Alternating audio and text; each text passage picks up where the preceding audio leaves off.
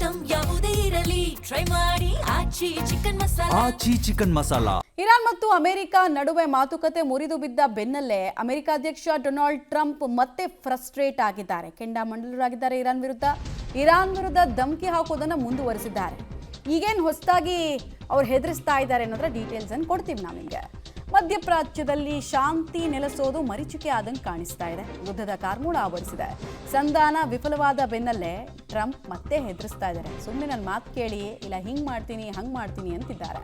Iran ಬಗದೇ ಇದ್ರೆ ಹಾರ್ಮೋಸ್ಗೆ ನಾಕಾಬಂದಿ ನಾವು ಹಾಕ್ಬಿಡ್ತೀವಿ ಅಂತಿದ್ದಾರೆ. ನಾಕಾಬಂದಿ ಅಂದರೆ ನಾವೆಲ್ ಬ್ಲಾಕೇಡ್ ಅಂತ. ನಾವೆಲ್ ಬ್ಲಾಕೇಡ್ ಮಾಡಿಬಿಟ್ರೆ ಇರಾನ್ ಕೂಡ ಬಿಸ್ನೆಸ್ಸನ್ನು ಮಾಡೋಕ್ಕಾಗಲ್ಲ. ಇರಾನ್ ಬಿಸ್ನೆಸ್ ಮಾಡಿಲ್ಲ ಅಂದರೆ ಅವ್ರಿಗೆ ದುಡ್ಡು ಬರಲ್ಲ. ಇರಾನ್ ಅತಿ ಹೆಚ್ಚು ಆಯಿಲನ್ನು ಎಕ್ಸ್ಪೋರ್ಟ್ ಮಾಡುತ್ತೆ ಬೇರೆ ಬೇರೆ ಕಂಟ್ರಿಗಳಿಗೆ. ಫಾರ್ ಎಕ್ಸಾಂಪಲ್ ಚೀನಾ, ರಷ್ಯಾ ಇರ್ಬೋದು, ಬೇರೆ ಬೇರೆ ಜಾಗಗಳಿಗೆ.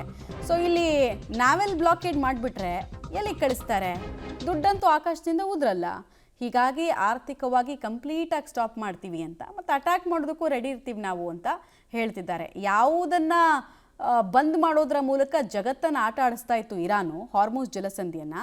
ಈಗ ಹಾರ್ಮೋಸ್ ಜಲಸಂಧಿಯಿಂದ ಬೇರೆಯವ್ರು ಹೋಗೋಕ್ಕಾಗಿಲ್ಲ ಅಂದರೆ ನಿಮ್ಮನ್ನೂ ಕೂಡ, ನಿಮ್ಮ ಶಿಪ್ಗಳನ್ನು ಹೋಗದೇ ಇರೋ ರೀತಿ ನಾವು ಇನ್ನೊಂದು ಕಡೆಗೆ ಅಡ್ಡ ಹಾಕ್ತೀವಿ ಅಂತ US ಹೇಳ್ತಾ ಇದೆ. ಹೀಗಾಗಿ ಏನಾಗುತ್ತೆ ಅನ್ನುವಂತಹ ಕುತೂಹಲ ಅಂತೂ ಇದ್ದೇ ಇದೆ. ಅಮೆರಿಕಾದ ಹತ್ರ ಬೆಸ್ಟ್ ನಾವೆಲ್ ಬ್ಲಾಕೇಡ್ನ ಸ್ಟ್ರಾಟಜಿಗಳಿದ್ದಾವೆ.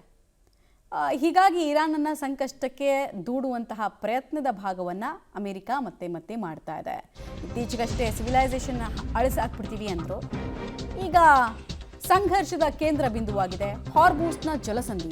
ಹಾರ್ಮೂಸ್ಗಾಗಿ ಹೊಸ ಯುದ್ಧ ಶುರುವಾಗುವಂತಹ ಆತಂಕ ಜಾಸ್ತಿ ಆಗಿದೆ. ಇರಾನ್ ಮೇಲೆ ಮತ್ತಷ್ಟು ಒತ್ತಡ ಹೇರೋದಕ್ಕೆ ಅಮೆರಿಕ ಸಿದ್ಧತೆಯನ್ನು ಕೂಡ ಮಾಡಿಕೊಳ್ತಾ ಇದೆ. ಹಾರ್ಮೂಸ್ನಲ್ಲಿ ನೌಕಾ ದಿಗ್ಬಂಧನ ಹೇರೋದಕ್ಕೆ US ಸಜ್ಜಾಗಿದೆ. ಹೇಳ್ತಾ ಇದ್ವಲ್ಲ ನಾವೆಲ್ ಬ್ಲಾಕೇಡ್, ಈ ಬಗ್ಗೆ ಸುಳಿವನ್ನು ಡೊನಾಲ್ಡ್ ಟ್ರಂಪ್ ಕೊಟ್ಟಿದ್ದಾರೆ. ಆ ಮೂಲಕ ವ್ಯಾಪಾರದ ನಾಡಿ ಮಿಡಿತಾ ಇದೆಯಲ್ಲ, ನರ ಇದೆಯಲ್ಲ, ಅದನ್ನೇ ಕಟ್ ಮಾಡಿಬಿಡ್ತೀವಿ ನಾವು ಅಂತ. ಹಾರ್ಮೂಸ್ನಲ್ಲಿ ಕೇವಲ ಭಾರತ, ಜಪಾನು, ಚೀನಾಗೆ ಸಂಬಂಧಪಟ್ಟಂತಹ ಶಿಪ್ಗಳ ಬಿಸ್ನೆಸ್ ಆಗಲ್ಲ. ಇರಾನ್ ಕೂಡ ಹಾರ್ಮೂಸ್ ಜಲಸಂಧಿಯ ಮೂಲಕನೇ ಎಲ್ಲೆಲ್ಲಿಗೆ ತನ್ನ ವಸ್ತುಗಳನ್ನು, ಕಚ್ಚಾ ವಸ್ತುಗಳಿರ್ಬೋದು, ಆಯಿಲ್ ಇರ್ಬೋದು, ಎಲ್ಲಾನು ಎಕ್ಸ್ಪೋರ್ಟ್ ಮಾಡಿ ಅವರು ದುಡ್ಡು ಸಂಪಾದನೆ ಮಾಡಬೇಕಲ್ವ. ಇಲ್ಲಾಂದರೆ ಯಾವ ದೇಶ ಯಾಕೆ ಇವರಿಗೆ ದುಡ್ಡು ಕೊಡ್ತಾರೆ? ಇರಾನ್ ಮೇಲೆ ವಿಶೇಷ ಪ್ರೀತಿ ಇದ್ದು ದುಡ್ಡು ಕೊಡುವಂತಹ ರಾಷ್ಟ್ರಗಳು ಯಾವುದೂ ಇಲ್ಲ. ಎಲ್ರಿಗೂ ಸೆಲ್ಫ್ ಇಂಟ್ರೆಸ್ಟ್ ಅನ್ನೋದು ತುಂಬ ಇಂಪಾರ್ಟೆಂಟು. ಹೀಗಾಗಿ ನಾವು ಅದನ್ನೇ ಕಟ್ ಮಾಡ್ತೀವಿ ಅಂತ ಅಮೆರಿಕ ಹೇಳ್ತಾ ಇದೆ. ಅಮೆರಿಕದ ಈ ಬೆದರಿಕೆಗೆ ಸಹಜವಾಗಿ ಪೇಪರ್ನಲ್ಲಿ ಅಥವಾ ಮಾಧ್ಯಮದ ಮುಂದೆ ಇರಾನ್ ನಾವು ಹೆದರ್ಕೊಳ್ಳಲ್ಲ, ಅದೇನು ಮಾಡ್ಕೋತೀರ ಮಾಡ್ಕೊಳ್ಳಿ ಅಂತ ಹೇಳಬಹುದು. ಆದರೆ ಈಗಾಗಲೇ ಆರ್ಥಿಕತೆ ಅನ್ನೋದು ಪಾತಾಳಕ್ಕೆ ಹೋಗಿದೆ ಇರಾನ್ನಲ್ಲಿ. ಇಲ್ಲಿನ ರೂಪಾಯಿ ಮೌಲ್ಯ ಥರ ಅಲ್ಲಿನ ರಿಯಾಲ್ ಮೌಲ್ಯ ಪಾತಾಳಕ್ಕೆ ಕುಸಿದು ಬಿಟ್ಟಿದೆ. ಸೊ ನೋಡೋಣ, ಡೀಟೇಲ್ಸ್ ಕೊಡೋದಕ್ಕೆ ರೆಡಿ ಇದ್ದಾರೆ ಶಬೀರ್ ನೇರ ಸಂಪರ್ಕದಲ್ಲಿ. ಶಬೀರ್, ಈಗ ನಾವೆಲ್ ಬ್ಲಾಕೇಡ್ನ ಸ್ಟ್ರಾಟಜಿಯನ್ನು ಅಮೆರಿಕ ಇರಾನ್ ವಿರುದ್ಧ ಯೂಸ್ ಮಾಡೋದಕ್ಕೆ ಮುಂದಾಗಿದೆ ಅಂತ, ಇದಕ್ಕೆ ಹೆದರೋ ಚಾನ್ಸಸ್ ಎಷ್ಟರ ಮಟ್ಟಿಗಿದೆ? ಅಮೆರಿಕಾದ ಬ್ರಹ್ಮಾಸ್ತ್ರದ ರೀತಿಯಲ್ಲಿ ಈ ನಾವೆಲ್ ಬ್ಲಾಕೇಡನ್ನು ನಾವು ನೋಡ್ಬೋದಾ? ಯಾಕಂದರೆ ಇಲ್ಲಿ ತನಕ ಈ ಸ್ಟ್ರಾಟಜಿಯನ್ನು ಇರಾನ್ ವಿರುದ್ಧ ಯೂಸ್ ಮಾಡ್ತೀವಿ ಅಂತ ಎಲ್ಲೂ ಹೇಳಿರಲಿಲ್ಲ ಅವರು. ಮಮತಾ, ನೋಡಿ, ಇರಾನ್ ಕಚ್ಚಾ ತೈಲವನ್ನು ಪೂರೈಕೆ ಮಾಡೋ ವಿಚಾರದಲ್ಲಿ ಬಹಳ ದೊಡ್ಡ ಮತ್ತು ಪ್ರಮುಖ ಸ್ಥಾನದಲ್ಲಿರುವಂಥದ್ದು. ಈ ಹಾರ್ಮೋಸ್ ಜಲಸಂಧಿಯ ಮೇಲೆ ನಿಯಂತ್ರಣವನ್ನು ಹೊಂದುವ ಮೂಲಕ ಜಗತ್ತಿಗೆ ಕಚ್ಚಾ ತೈಲದ ಪೂರೈಕೆಯ ಸರಪಳಿನಿದೆ ಅದನ್ನು ಬ್ರೇಕ್ ಮಾಡುವಂಥ ಪ್ರಯತ್ನವನ್ನು ಮಾಡಿತ್ತು. ಇದರಿಂದ ಇಡೀ ಬೇರೆ ಬೇರೆ ದೇಶಗಳು ಕೂಡ ಇಕ್ಕಟ್ಟಿಗೆ ಸಿಲುಕುವಂತಹ ಕೆಲಸಗಳು ಕೂಡ ಆಗಿತ್ತು. ನೋಡಿ, ಒಂದು ಕಡೆಗೆ ಇರಾನ್ ಏನು ಕಚ್ಚಾ ತೈಲವನ್ನು ಬೇರೆ ಕಡೆಗೆ ರಫ್ತು ಮಾಡುವಂಥ ಕೆಲಸವನ್ನು ಮಾಡ್ತಾ ಇದೆ. ಇದ್ರ ಜೊತೆಗೆ ಇರಾನ್ನ ಲೈವ್ಲಿಹುಡ್ ನಡೆಯೋದಕ್ಕೂ ಕೂಡ ಬಹಳ ದೊಡ್ಡ ಪ್ರಮಾಣದ ಆಮದನ್ನು ಕೂಡ ಅದು ನೆಚ್ಕೊಂಡಿರುವಂಥದ್ದು, ಮತ್ತು ಅದು ಕೂಡ ಹಾರ್ಮುಜ್ ಜಲಸಂಧಿಯ ಮೂಲಕವೇ ಇರಾನ್ ಅನ್ನು ತಲುಪಬೇಕಾಗಿರುವಂಥದ್ದು.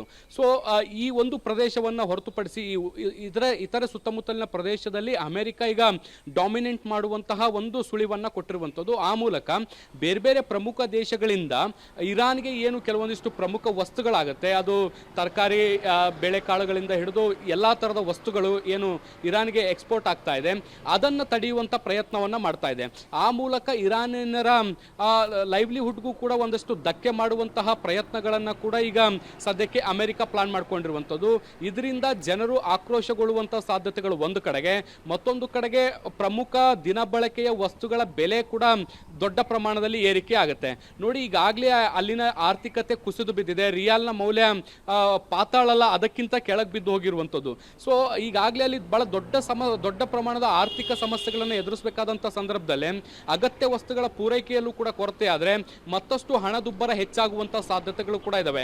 ಇರಾನಿಯನ್ನರ ಬದುಕು ಮತ್ತಷ್ಟು ದುಸ್ತರ ಆಗುವಂಥ ಸಾಧ್ಯತೆಗಳು ಕೂಡ ಇದ್ದಾವೆ. ಸೊ ಆ ಮೂಲಕ ಇರಾನನ್ನು ಕಂಟ್ರೋಲ್ ಮಾಡಬೇಕು ಅನ್ನುವಂಥ ಲೆಕ್ಕಾಚಾರವನ್ನು ಇಟ್ಕೊಂಡಂತೆ ಕಾಣಿಸ್ತಾ ಇದೆ. ಯಾಕೆಂದರೆ ನೇರವಾದಂಥ ದಾಳಿಗಳಿಗೂ ಕೂಡ ಇರಾನ್ ಬಗ್ಗಿಲ್ಲ. ಮತ್ತೊಂದು ಕಡೆ ರಾಜತಾಂತ್ರಿಕ ಮಾತುಕತೆಗಳ ಮೂಲಕ ಬಗ್ಗಿಸುವಂಥ ಪ್ರಯತ್ನಗಳಾಯಿತು, ಅಲ್ಲೂ ಕೂಡ ಇರಾನ್ ಹಿಂದೆ ಸರಿಯುವಂಥ ಮಾತುಗಳನ್ನು ಆಡ್ತಾ ಇಲ್ಲ. ಸೊ ಹೀಗಾಗಿ ಇರಾನಿಯನ್ನರನ್ನು ಗುರಿಯಾಗಿಸ್ಕೊಂಡು ಈಗ ಪ್ರಮುಖವಾದಂಥ ಒಂದು ಅಸ್ತ್ರವನ್ನು ಪ್ರಯೋಗಿಸುವಂಥ ಪ್ರಯತ್ನವನ್ನು ಮಾಡ್ತಾ ಇದೆ. ಆ ಮೂಲಕ ಈ ನೌಕಾ ದಿಗ್ಬಂಧನವನ್ನು ಹಾಕುವ ಮೂಲಕ ಬೇರೆ ದೇಶದ ಹಡಗುಗಳು ಈಗ ಇರಾನ್ ಅನ್ನು ತಲುಪದಂತೆ ನೋಡಿಕೊಳ್ಳುವಂಥ ಪ್ರಯತ್ನಗಳನ್ನು ಕೂಡ ಅಮೆರಿಕ ಮಾಡುವಂಥ ಸುಳಿವನ್ನು ಕೊಟ್ಟಿದೆ. ಮಮತಾ.